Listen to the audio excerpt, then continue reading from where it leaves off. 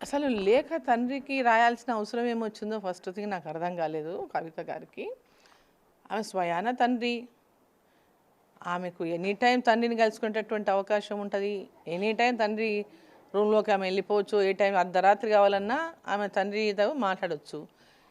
లేఖ రాయాల్సినటువంటి అవసరం ఏమొచ్చింది? తండ్రి కూతుళ్ళ మధ్యలో ఉన్నటువంటి డిఫరెన్సెస్ ఏమి, అన్నా చెల్లెళ్ళ మధ్యలో ఉన్నటువంటి డిఫరెన్సెస్ ఏమి, వాళ్ళ కుటుంబంలో ఉన్నటువంటి డిఫరెన్సెస్ ఏమి, లేఖ ద్వారా తలపాల్సినటువంటి అవసరం ఏమొచ్చింది?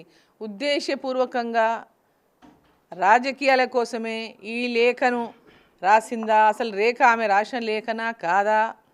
లేక ఇంకెవరన్నా విధమైన రాజకీయమైనటువంటి ఎత్తుగడ చేసిండ్రా? ఇప్పటిదాకా వాళ్ళ నుంచి ఏం రెస్పాన్స్ వచ్చినట్లేదు.